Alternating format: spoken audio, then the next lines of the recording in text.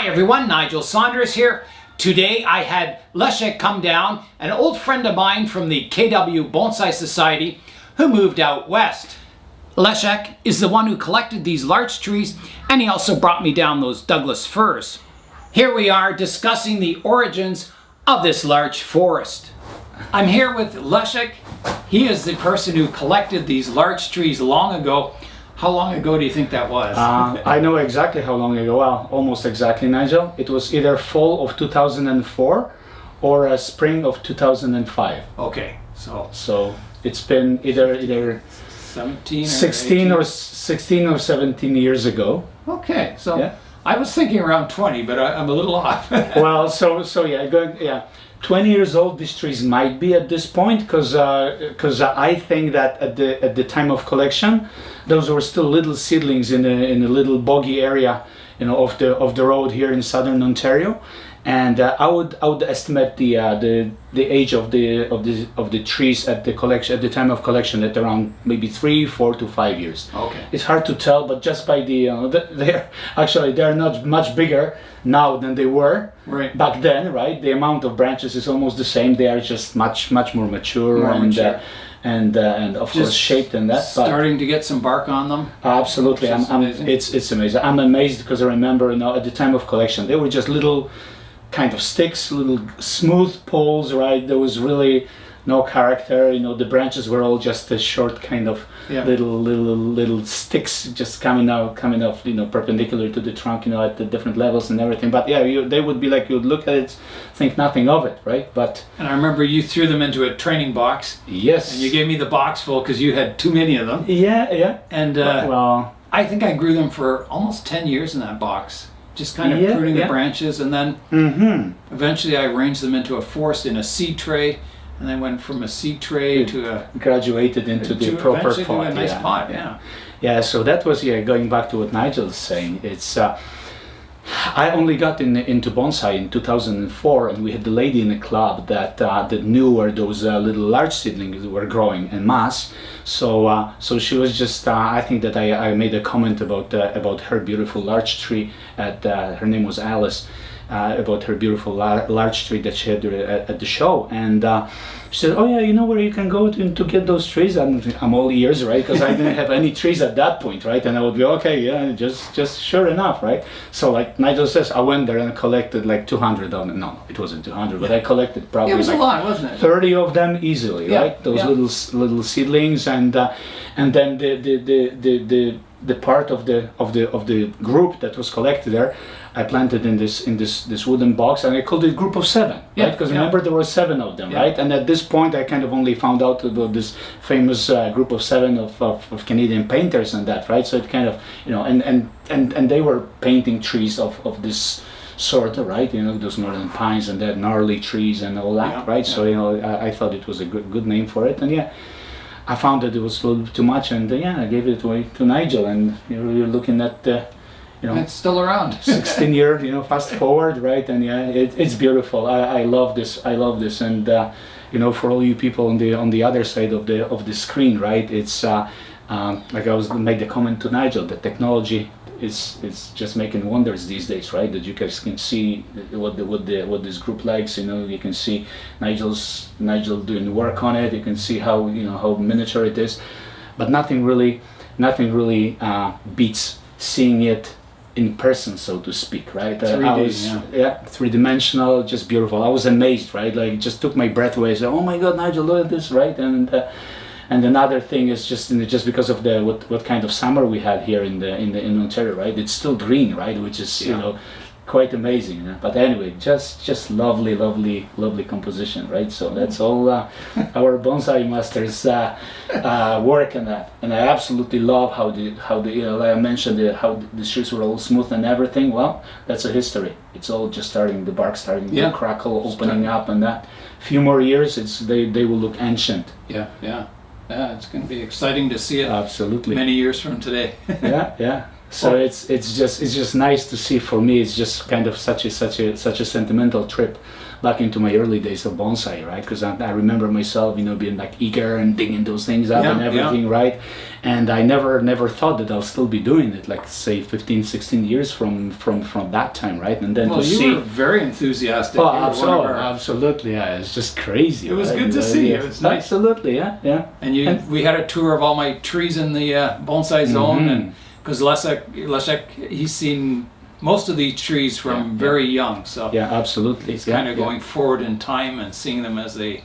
I wouldn't say they're mature, but they're maturing. Well, they are mature, right? To me, they are, and so some of those trees, like Nigel's Sarissa, this beautiful Sarissa, right? Again, I remember it from like this tall, right? And it was still a little seedling and everything. So it's just such a nice thing, right? Just to see what time and patience really does. Right, and in development of the trees, right? Like that's basically what you need, right? You just kind of slowly go at it, just do your thing, and it's been a lot of fun. I mean, I've really enjoyed watching these little tiny sticks grow up and.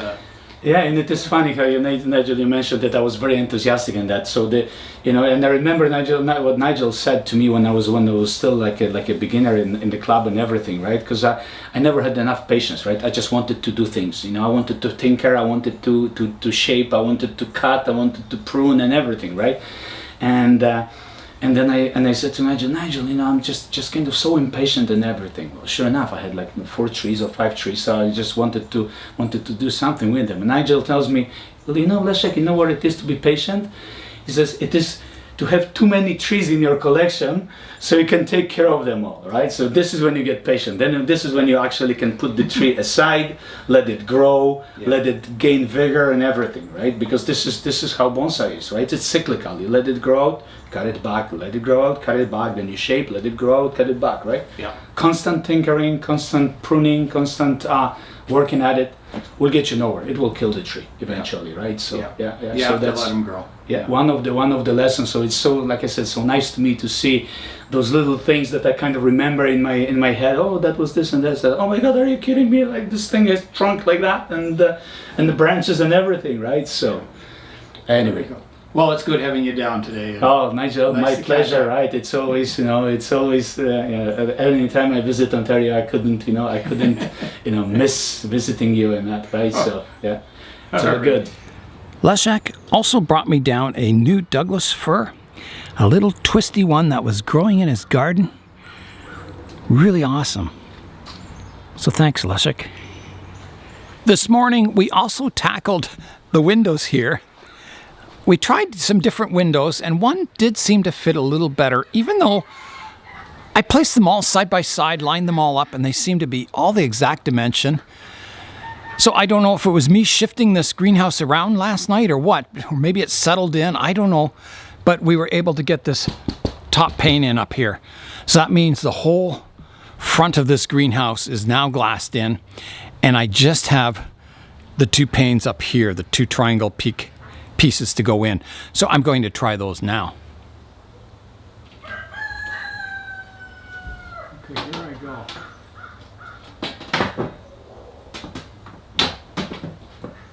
I'm very close, but again, they're missing by 3 or 4 millimeters.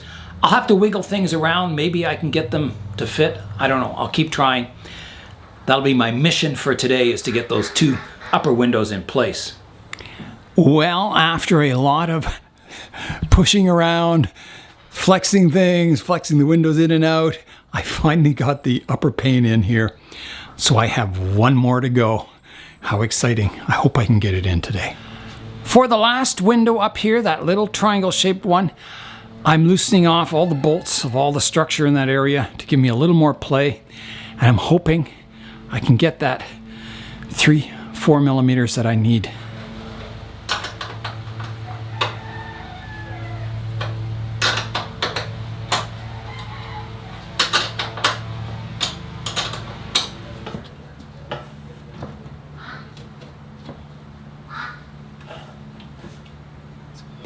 I was determined to get the glass in up here, and I did get it in. I didn't have room for the plastic strip, so it's just the glass on top of the glass here. It's too bad, but I just couldn't get the clearance. I got Julian prying the roof up. I was prying this beam, twisting it over to get more room, and I just barely got this pane in here. So it's in there pretty good. I mean, it's not gonna break or anything. So it's a shame I couldn't get the plastic in, but I just couldn't. I think looking back, the plan, if you're putting the glass in, would be to put all the glass in the door side, this face, and the back wall first before you put any roof glass in. That way you could have a greater chance of adjusting your roof angles to fit those panes of glass better. You know, just those small millimeters that play in the bolt holes and everything would make the difference, I think. So that's what I would do if I was building another one. I'd put all the glass in the end and front wall first, and then put all the roof and side panes in. So now I've got that, all the glasses in, which is sigh of relief. So I have two options. I could put the doors on now, or I could put in my benches inside. And I'm thinking the benches, I think I'll put the benches in now, because that's kind of exciting. And I might have to figure out something with the feet of the benches. These corner braces here. So originally, this corner brace is designed to go on this bolt, and then it comes up, it slides into this T-bolt, slides in here, and the bolt comes right against this other one, and the two bolts interfere with each other, and it's really hard to get the nuts on and off. So I thought, well, if I put another T-bolt in here, I can slide this whole thing up and down, and then I can see I can clear this bolt here, and that gets rid of all that interference, because it was really hard taking it apart to get those out. So that may raise, because I think the tables will the benches will sit on top of here. So it may raise the benches up a little bit. So I might have to put a concrete pad under the feet or something. I might even have to put like a block beside here, and then another pad on top, a little tiny square concrete pad or something, just to get the feet up to the right level. I'll see. I'm not sure exactly where the feet come, but that is, a potential problem, that the feet will come right down at the edge of the, main pathway or sidewalk here. This round table here is about the right height for the benches, so I'll put it beside the wall, and then I can put the bench on top and attach it to the wall.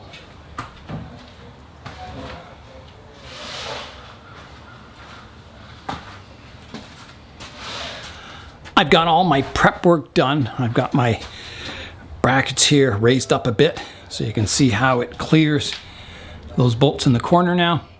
Everything's tightened up on this side, so now I've got these T-bolts, and each T-bolt fits in one of the vertical rails of the sidewall. So I'm going to kind of move it in position with the table, bolt it to the wall, and then I can adjust it up and down however I want once I get the feet attached to the front. So that's my next task, is to get the bench bolted in place. So this has got to come right up above here, kind of like that. All right, let's see if this is level. Ooh, that's pretty good. Wow. Got it right this first time. Amazing.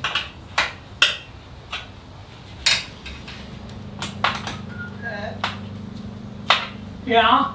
Will you eat the rest of my ice cream? Sure.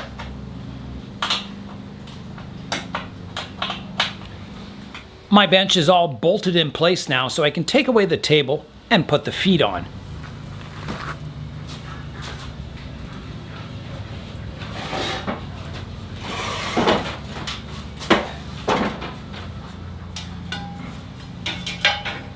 It's got a B on it.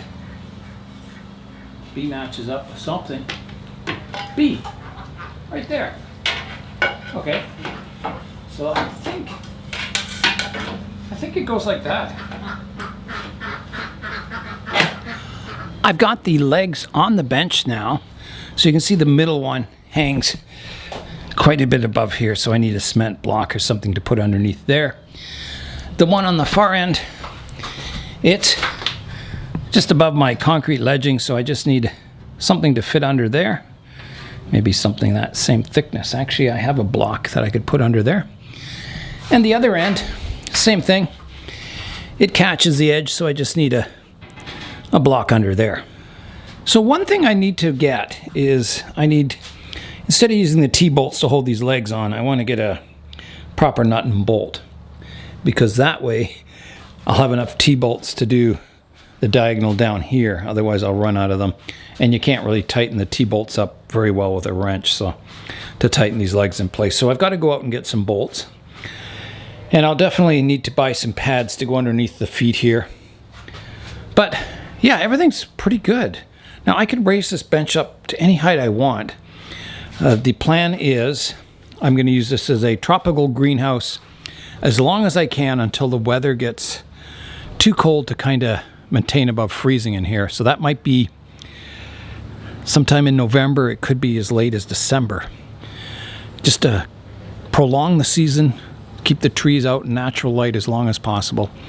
Then they would come in, the tropicals would come in, and then I would put my hardy trees in the greenhouse here for the winter. So I would have them along the floor here, up on the benches, and probably even filling this middle aisleway. Maybe, I don't know. Because I can do the same with the greenhouse here. Tropicals will stay in there as long as possible, and then the hardy trees will go in there. So depending how full they get, I'm hoping I can keep this area open for videoing and stuff in the winter. Work on the hardy trees out here. Yeah, it all depends how many trees I have, I guess. So I'm going to get those bolts to bolt this bench up, and then I'll have to put the mesh in place, and I can't get the blocks for underneath the feet quite yet. These are just kind of temporary here for now, but that'll come. I am back from the hardware store. I looked in the nursery there, and they had the fairly tall thujas or cedars, regularly $49.99. They were on sale for $10. So I'm going to head back there tomorrow and get some. I might continue that hedge down the fence line in my bonsai area, and I might pick one out for creating a bonsai out of. Here's a look at the hardware I got. I already had the lock nuts, but I bought the bolts, and I got stainless steel. They're 1/4-20s. Somehow it's starting to get dark out again. It's kind of sad when the day's coming to an end, and I'm excited about these benches. I'm going to try and get the mesh on top of the bench, and that might be it for tonight.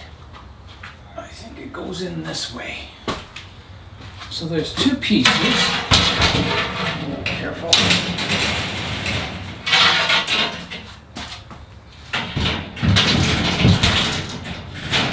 Like that. And then there's a piece that joins them that you put across like that. And the other piece fits into that. So let me get the other piece now. All right, here's the second piece. And I think I'll put it in this way.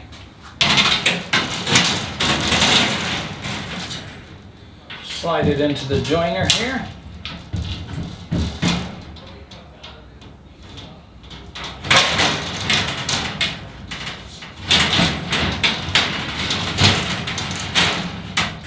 Like that, and just kind of equalize it out here. Move this one down a bit. That looks good there. Awesome. Yeah, that looks really good. Let's go have a look at the bench now. So there's the top. It's not quite level because I got to get the feet set to the right height, but you get an idea of what it's like. It was fantastic to have Leszek down today for a visit to the Bonsai Zone, and I got a lot done in my greenhouse, and I'm hoping I can pretty well get it finished tomorrow if things go well. And that's all for today. I'm Nigel Saunders. Thanks for joining me in the Bonsai Zone.